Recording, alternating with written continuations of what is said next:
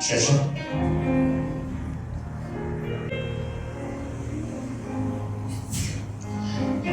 Incwadi ka-Amos 3 verse 7. Ngokuba inkosi uSimakade ayenzi lutho ingayambulanga imfihlakalo yayo ezingcwebeni zayo abaprofeti. Ayiphinde futhi thini? Ngokuba inkosi uSimakade ayenzi lutho ingayambulanga imfihlakalo yayo ezingcwebeni zayo abaprofeti.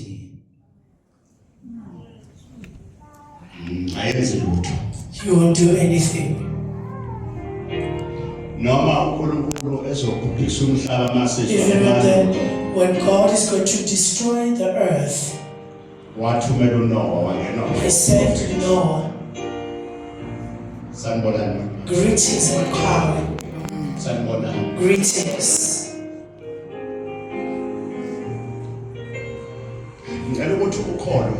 May you please believe. I have this salt. Even if you have at home,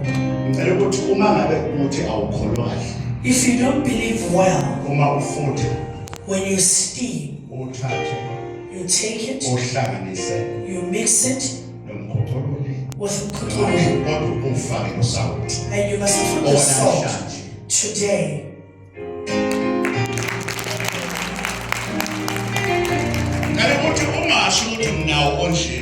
Don't say I have a salt like this. I have a salt like this.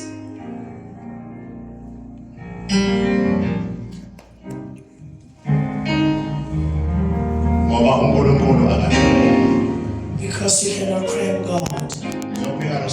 I'm going to give you the salt today.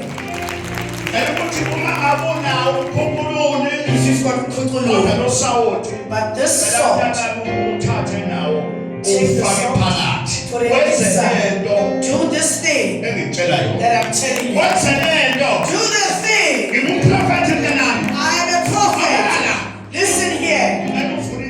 John 2 verse 5. Open John 2 verse 5. Google it on your phone if you haven't. Read.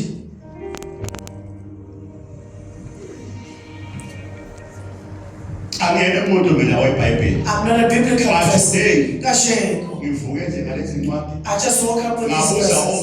I asked someone that knows the Bible. Where's a certain thing in the Bible? Hurry up. Incwadi ngoka John 2 verse 5.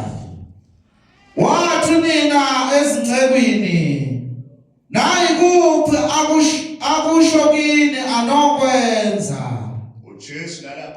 Listen here. There was a ceremony that was there.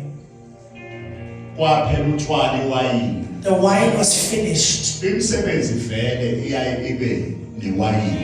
Ceremonies sometimes have wine. From way back, there was wine. The wine was finished. Jesus appeared. I'm not saying go get drunk. And you said the prophet said, don't get drunk.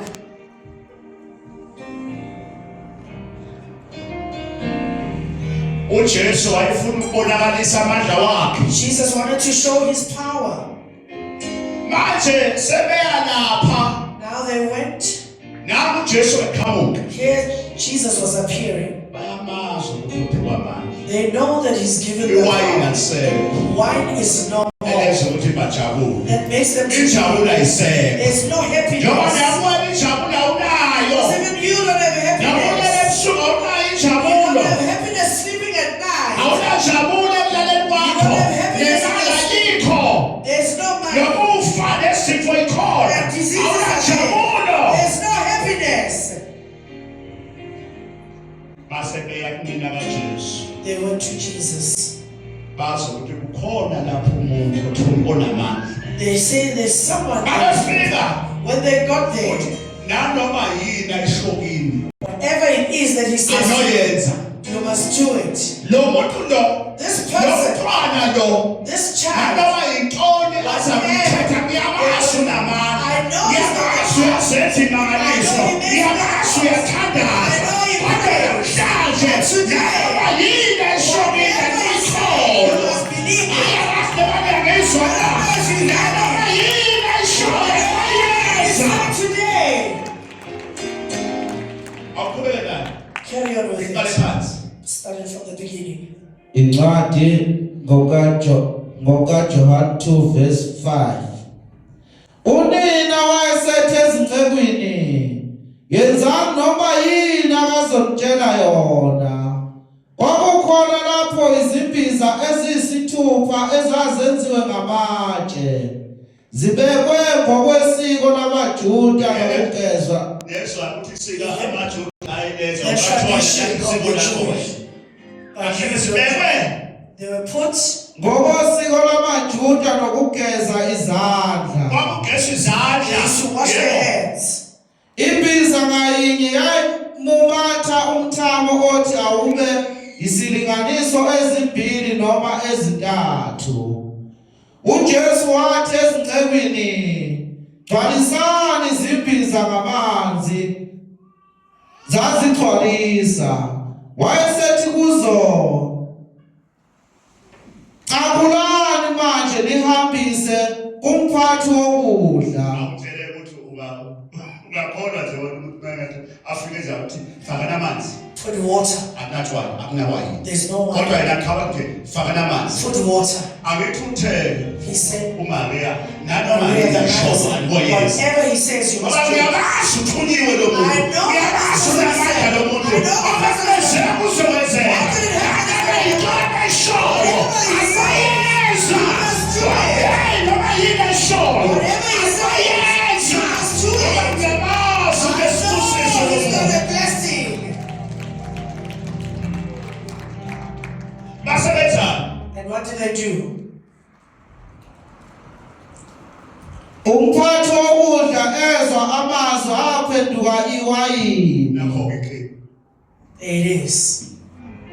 Uma sebethathile bafaka lapha. When they Bona took, bafake amanzi. they put water. Bakha amanzi empopini. They took water from the Bafaka tap. benza njengokusho kwakhe. They done what Bafaka he said. sebhizini. They put it in the pot. Basebehambisa kumphathi wokudla. When they take it to the person, Basebethi nakho ebhizini. here it is in the pots. Akusona ngobafaka bahamba bathi hayi asazi. They said, we don't know. Nakho safisa amanzi. UJesu fakise amanzi. Jesus put water. Asibaleke ngoba amanzi lawo. This is just Uzothenga umphathi wokudla. What is the need Ngoba of kufuneka this? iwayini. Now wine is needed. Kanti bawukholwa. When you believe, Awukholwa. when you believe, Awukholwa. when you believe, Namhlanje today, awukholwa. if you believe, Sizophendula izinto. Sizophendula izinto. Azothela kakhulu. Awukholwa ngaphakathi. if you believe, Sizophendula izinto. things are going to change.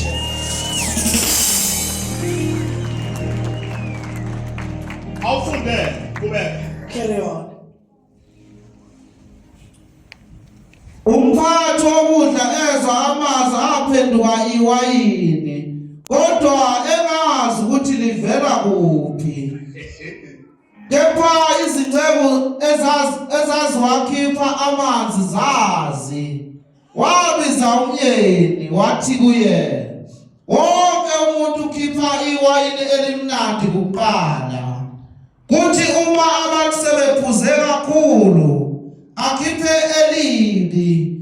Kodwa wena ugcine iwayini elimnandi kuze kube manje." Okokuqala kuyoba okugcina. The first, the ones on the two. Abokugcina kuyoba okokuqala. Abokugcina. Winners. Kuyoba okugcina. You'll be the last. Abokugcina mntanami. The last. Bayekele mntanami babuse. Yes. Bayekele bajabule. Let them be. Ingelosi izokusisa. uJesu uzokusisa. Ingelosi izokusisa. The Lord is going to bless you. Ekugcineni In the end, sebeliphuzile. Mabelizwa leli wayini. when they felt the taste of Lapho the wine, ukudlula nini abaqale ngayo. It was nice, better than the one they began with.